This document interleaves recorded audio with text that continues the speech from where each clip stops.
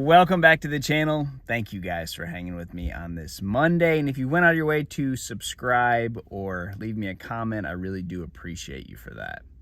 All right, so is the chatterbait really as good as it is in the spring and the summer when we get into the fall months? This is a great bait. I never take it off my rod because I live on a grass fishery. That has a big part to do with that.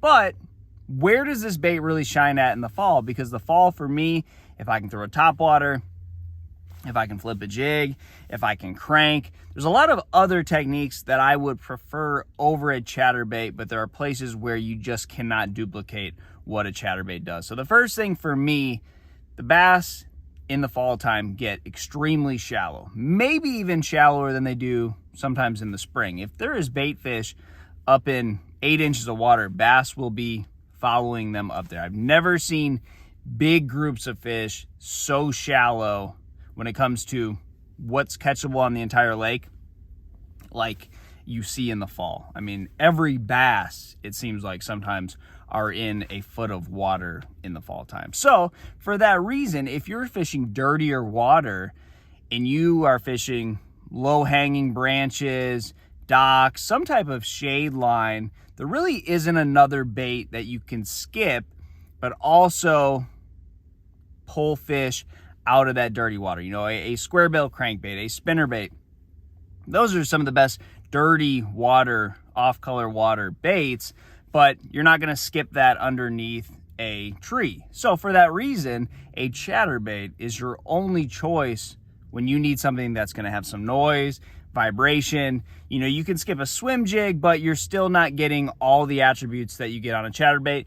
And let's say you know where the fish are at, they're, you know, in a strike zone, and you skip your jig under there and you pulse it out of there. Yeah, you can catch those fish, but if you have fish that are, you know, not just relating to that heavy cover, but they're out a ways, that chatterbait has a whole lot more pulling power in that dirtier water than a swim jig does. So this is a bait for me on days when you can't catch them on a frog for whatever reason. You just have those this time of year.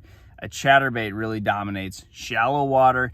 And I like to kind of switch up my trailers this time of year. I really like that split tail trailer. It makes that bait shimmy and wobble and kick out and search, whatever you want to call it, but it does a lot more with less plastic on it than your normal chatterbait trailers. And again, the skipping action on a chatterbait is really better than most baits. So skip your bait underneath the dock, skip it underneath a tree. It's going to give you a lot more area you can cover quicker doing that, opposed to just fishing slow with a jig or something like that. So this is a killer fall time bait, but I think in specific instances, because when you think of mimicking little shad, a chatterbait doesn't do that. Most of the time you're imitating a bluegill or bigger shad with a chatterbait. And then if you have heavy cover, you know, obviously you can't always reel a crankbait through heavy cover like grass or something like that. So it's a really good bait if you have grass, because you're gonna have fish that are gonna push up in the grass.